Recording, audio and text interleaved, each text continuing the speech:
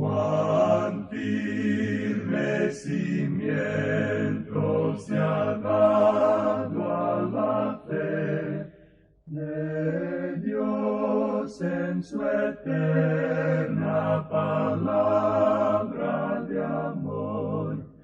Con el propósito de compartir con usted las inmutables verdades de la palabra de Dios, presentamos A través de la Biblia, un estudio detallado y sistemático de toda la Biblia que le ayudará a conocer lo que Dios ha revelado para nuestro provecho espiritual. Estos estudios bíblicos fueron diseñados y elaborados por el Dr. J. Vernon McGee, versado maestro de la Biblia, quien dedicó la mayor parte de su vida a la enseñanza clara y sencilla de la palabra de Dios. Acompáñenos, pues, mientras avanzamos en nuestro recorrido a través de la Biblia. Cuán firme cimiento la palabra de Dios. Es un gozo estar nuevamente con usted, amigo oyente, para traerle otro estudio de la serie A través de la Biblia. Continuamos avanzando hoy, amigo oyente, por el libro de Amós que comenzamos en nuestro programa anterior. Y leímos lo que decía ya el capítulo 7 de este libro como principio de nuestro estudio, aunque nunca antes habíamos hecho esto. Pero queríamos llegar a conocer a este hombre Amós. Como dijimos, él era un boyero de Tecoa. Tecoa era la última estación antes de entrar en esa terrible zona desértica, y es un desierto que va hasta el Mar Muerto. Este hombre, pues, conocía esa zona. Él era pastor de ovejas y también una persona que recogía higos silvestres. Este es un higo que crece en un árbol sicómoro bastante pequeño. Vemos también que Amós era un trabajador migratorio que iba de un lugar a otro. Ahora Dios llamó a este hombre para que saliera del reino del sur y se dirigiera al reino del norte, a Betel, la capital, y que allí hablara. Permítanos decir que él era en realidad un campesino que había ido a la ciudad. Y la gente se burlaba de él al principio. Luego ellos descubrieron que este hombre en realidad tenía un mensaje y él alcanzó el corazón de muchas personas. La palabra de Dios transformó a muchos, y esto por supuesto perturbó mucho al elemento liberal de esa época. Les perturbó tanto que tramaron hacer algo contra él. Los liberales siempre están hablando en cuanto a la hermandad, a la fraternidad, pero ellos son la peor demostración de fraternidad. Hemos recibido menos muestras de fraternidad de ese grupo que de cualquier otro grupo en la tierra. Esta gente tramaba hacer algo contra Amós aquí. Así es que enviaron a Amasías, el sacerdote. Y este era un político muy hábil. El primero fue a hablar con el rey y envenenó la mente de Jeroboam II contra Amós. Y luego él fue a hablar con Amós y prácticamente le insultó. Esto fue en realidad lo que hizo. Y comenzamos hoy a ver lo que nos dice el capítulo 7, versículo 12, donde Amasías se acerca a Amós y le dice, «Vidente, vete, huye a tierra de Judá y come allá tu pan y profetiza allá». En otras palabras, vete de aquí, vuelve a tu casa. No queremos verte más aquí, le dice. Y continúa diciéndole, come allá tu pan y profetiza allá. O sea que él está acusando a Amós de hacer esto nada más que por dinero. Por eso no te queremos aquí. Luego en el versículo 13 leemos, «Y no profetices más en Betel, porque es santuario del rey y capital del reino». Y este es el peor de los insultos. Este es el colmo de la arrogancia de este sacerdote. Él está utilizando aquí un método satírico, y una sátira que no solo es hiriente, sino que es venenosa.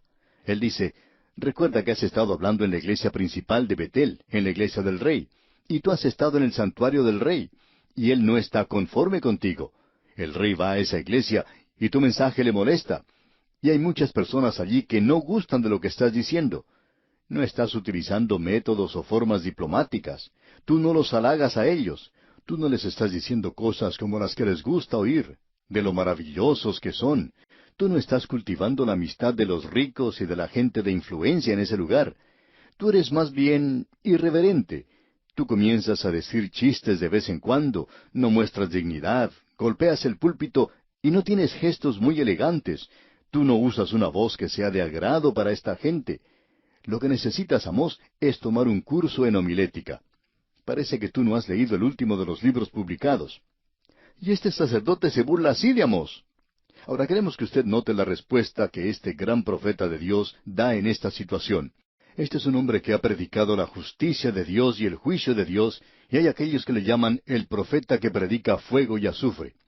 Ahora escuche las respuestas que él da, porque demuestra lo grato y placentero que él es en realidad.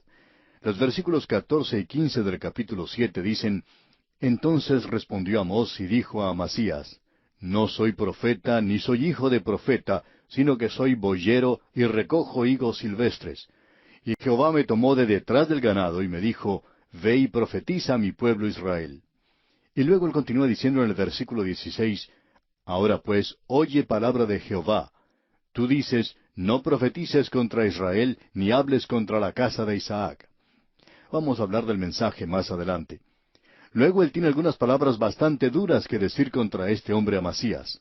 Pero vamos a regresar a eso aquí, porque lo que tenemos es de suma importancia. Y quisiéramos hacerle una pregunta, amigo oyente. ¿Le parece a usted que esta respuesta es la de un fanático?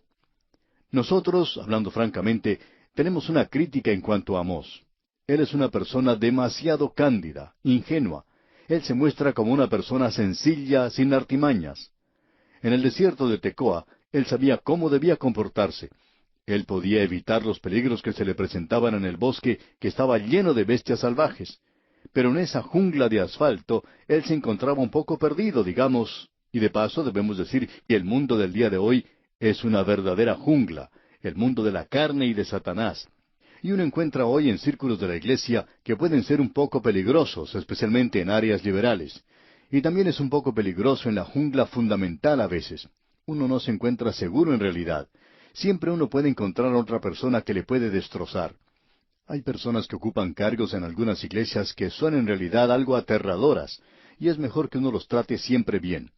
Otras personas que no pueden controlar muy bien su lengua, y debemos recordar lo que dijo Santiago en cuanto a tener una lengua venenosa. Hay personas que son peores que una serpiente venenosa cuando lo critican a uno.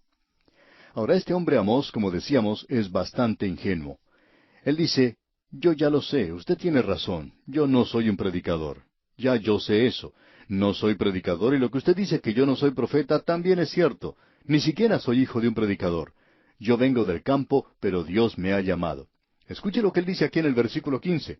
Y Jehová me tomó de detrás del ganado y me dijo: Ve y profetiza a mi pueblo Israel.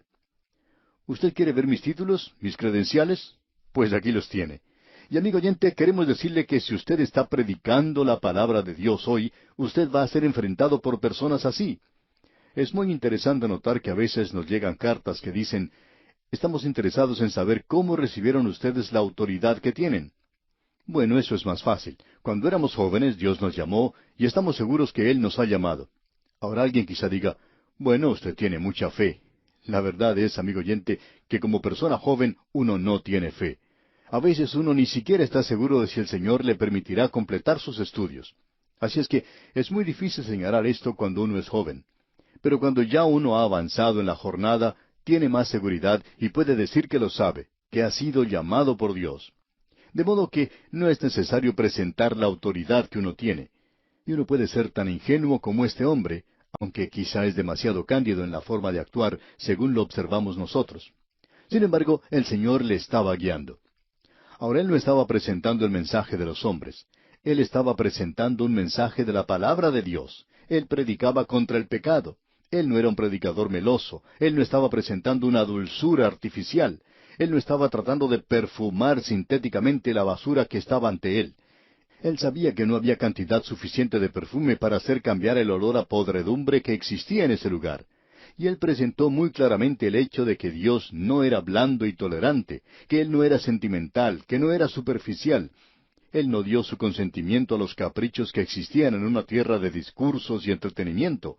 Él no trató con generalidades vagas.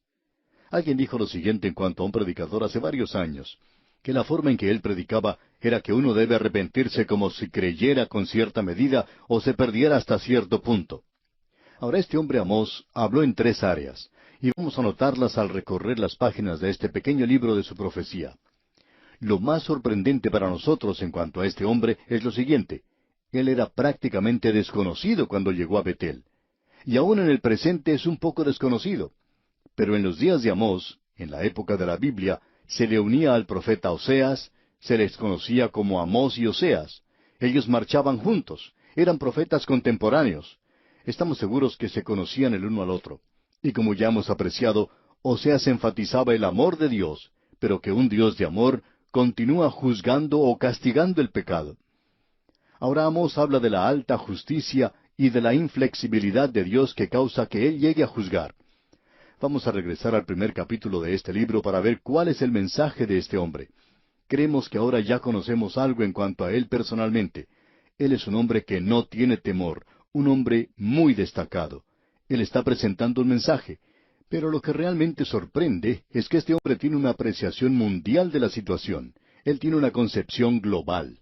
Él primero habla a las naciones vecinas de Israel, y él habló a los grandes poderes mundiales de aquel día. Eso no era algo nuevo. Más adelante los otros profetas también lo hicieron. Uno encuentra que Isaías, Jeremías, Ezequiel y por cierto Daniel lo hicieron. Pero el método utilizado por esos hombres era el de hablar primero del juicio de Dios a la nación de Israel, y luego entonces hablaban de las otras naciones. Ahora Amós invierte ese método. Él habla primero del juicio de Dios a las naciones vecinas. Cuando él habló primero en el santuario del rey, indicó que Dios iba a juzgar a Siria. Dios iba a juzgar a estas otras naciones que rodeaban a Israel: Listra, Fenicia, Edom, Amán, Moab, y todos ellos llenaban el santuario del rey. Él en realidad estaba reuniendo gran cantidad de gente a su alrededor, porque a ellos les gustaba oír su predicación en cuanto a los pecados de los de Moab, pero no les gustaba cuando hablaban de sus pecados. Y hay muchas personas que hoy gustan de escuchar que el predicador hable de los pecados de los moabitas que fueron cometidos hace 4000 años, pero no les gusta que uno les hable en cuanto a los pecados que ellos cometen ahora. Ahora podemos ver que este hombre, Amós, hace uso de mucha diplomacia. Él era una persona bastante elocuente, aunque procedía de una zona desértica y era un predicador de campo, pero tenía un lenguaje tremendo. Algunas de sus declaraciones son realmente elocuentes. Según nuestra opinión, él era un gran predicador. No estamos de acuerdo con Amasías, quien sugirió que él tendría que abandonar la ciudad. Ahora, volviendo al capítulo 1 de Amós, leamos el versículo 1, que dice: Las palabras de Amós, que fue uno de los pastores de Tecoa, que profetizó acerca de Israel en días de Usías, rey de Judá, y en días de Jeroboam, hijo de Joás, rey de Israel, 2 años antes del terremoto.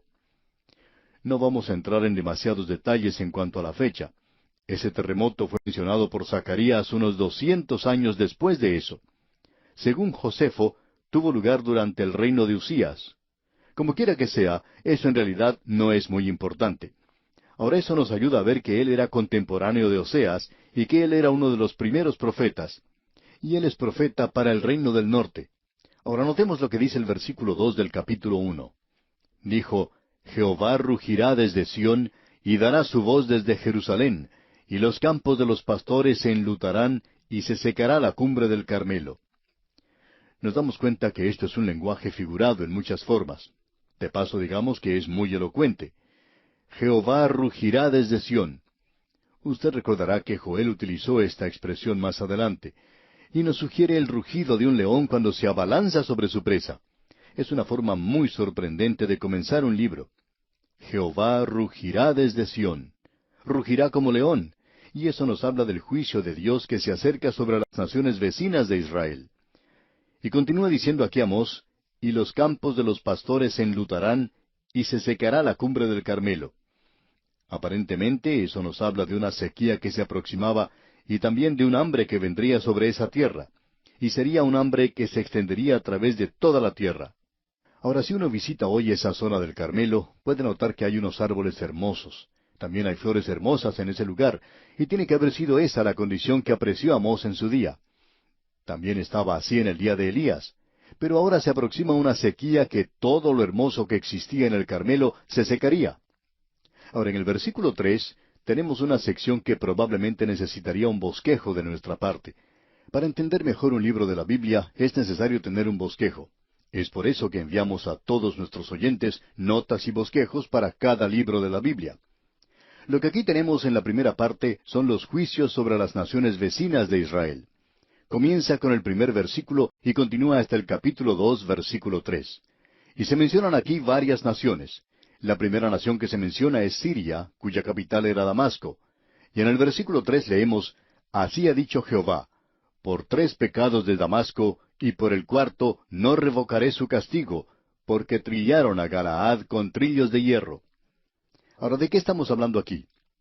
Bueno, amigo oyente, él no se está refiriendo solamente a 3 o 4 pecados.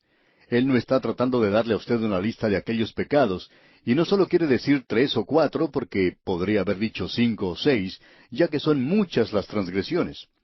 Es decir, que la copa de iniquidad de ellos estaba llena, y nada podía detener ahora el castigo de Dios que se aproximaba sobre esa tierra. Luego él habla de aquello que ellos hicieron. Ellos habían utilizado aquellos instrumentos para trillar, eran utilizados para trillar el grano, y así es como ellos habían tratado a Galaad. Ahora, ¿qué es lo que quiere decir con Galaad? Bueno, Galaad se encontraba en la ribera oriental del río Jordán. Era una tierra que llegaba hasta el mar de Galilea, y allí estuvieron Rubén y la mitad de la tribu de Manasés y la tribu de Gad. Ellos ocuparon el lado equivocado, digamos. Y Siria, que se encuentra al norte, vino de ese lugar. Y eso lo notamos en el presente por la situación que existe entre Siria e Israel. Ellos habían bajado contra el pueblo de Dios y los habían trillado, según esta expresión. Y Él los está juzgando por la crueldad que demostraron y por la brutalidad contra el pueblo de Israel. Y vamos a ver esto que ha sido demostrado en los libros históricos de la Biblia. Pero vamos a tener que esperar hasta nuestro próximo programa, Dios mediante, para poder apreciarlo. Y entonces, amigo oyente, vamos a ver el juicio contra estas otras naciones. Y siempre hay una razón diferente por la cual Dios juzga a estas otras naciones.